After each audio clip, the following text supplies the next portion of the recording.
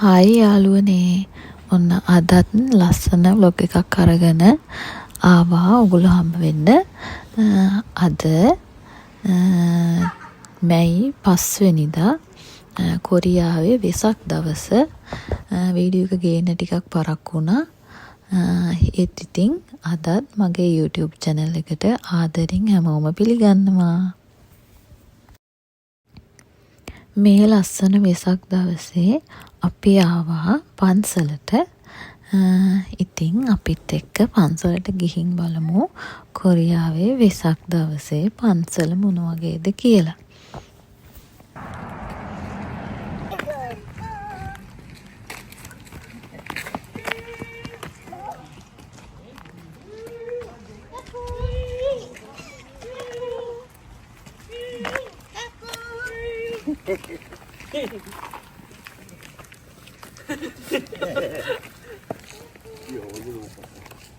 අපේ චූටි දෝනිගේ දැන් හොඳම සෙල්ලම් වයසනේ පහුවෙන්නේ. ඉතින් එයත් එක්ක කෝලම් කර කර අපි ඉතින් පන්සලට මේ යන ගම.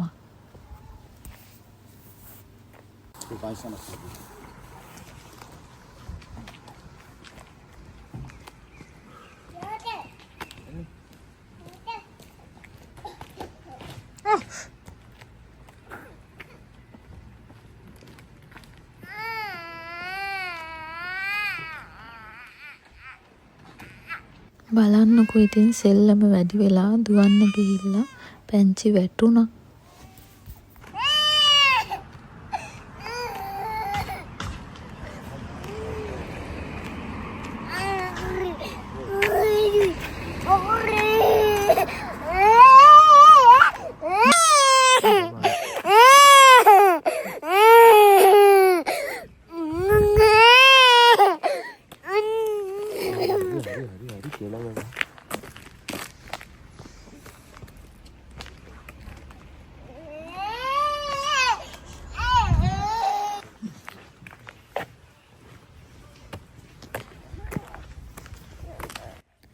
දැන් කොරියාව හරිම ලස්සනයි. දැන් වසන්ත කාලෙනේ. ඒක හන්ද ඉතින් හැමතැනම මල් පිපිලා හරිම ලස්සනයි. ඔයගොල්ලෝ දැක්කනේ මල් පිපිලා තියෙනවා.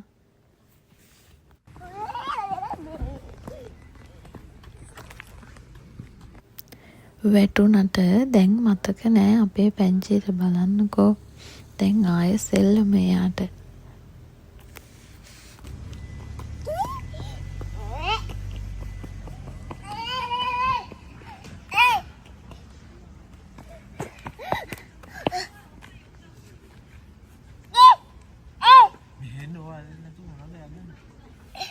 මල් යම් පුතේ නැකලා අපේ පැංචි මේ වගේ එළියට ඇවිල්ලා බිම තිබ්බහම එයා ඉස්සරහට යනවට වැඩිය කරන්නේ පස්සට යන එක.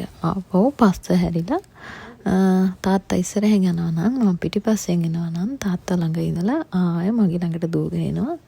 ඒ වගේ පස්සට තමයි එයා යන්නේ. බැරිම දැන ඉතින් අපිට පන්සලට යන්න වෙන්නේ නැහැ මේ දඟමල්ලත් එක්ක. ඒක හන්දා ඉතින් දැන් වඩාගෙන යනවා ඔන්න.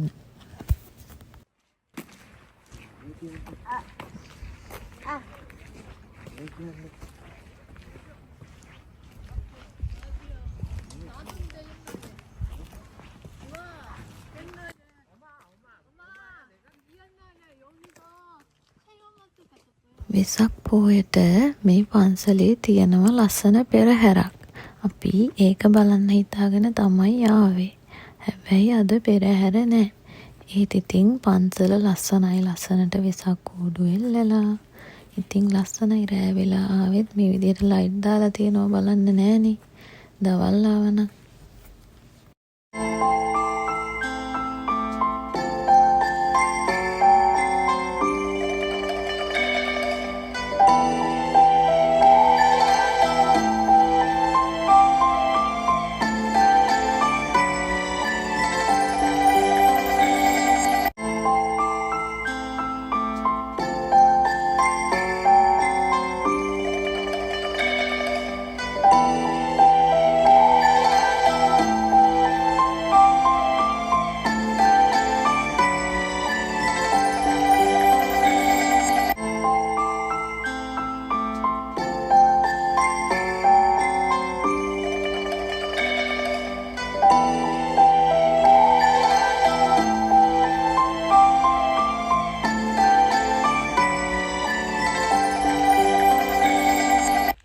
මෙහි චාරිත්‍රයක් විදිහට තියෙන දෙයක් තමයි වෙසක් පෝයට තමයි ඒක තියෙන්නේ. මම දැකලා තියෙන්නේ සිද්ධාර්ථ කුමාරයාව පැන් වලින් නාවනවා.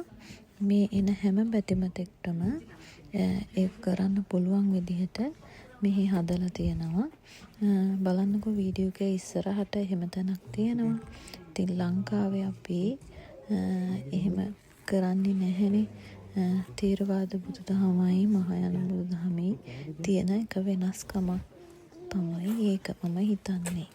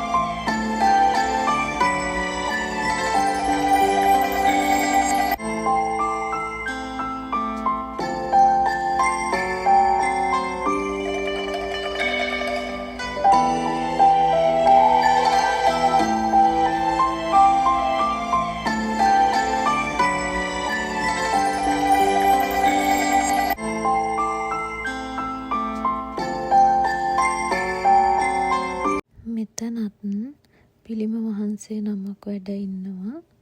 ඉතින් අපි එතනටත් ගිහිල්ලා වැඳලා තමයි ගියේ.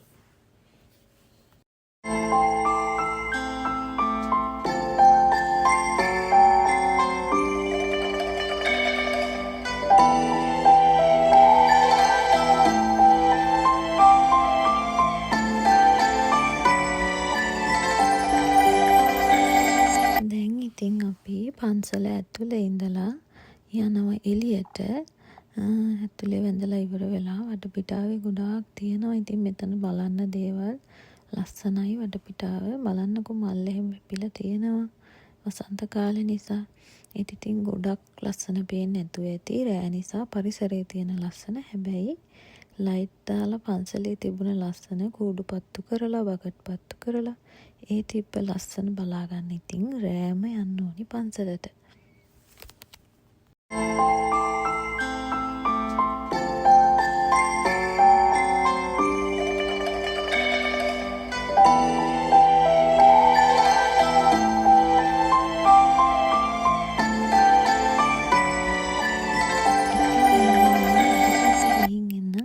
ලස්සන ව්ලොග් එකකින් හම්බ වෙමු.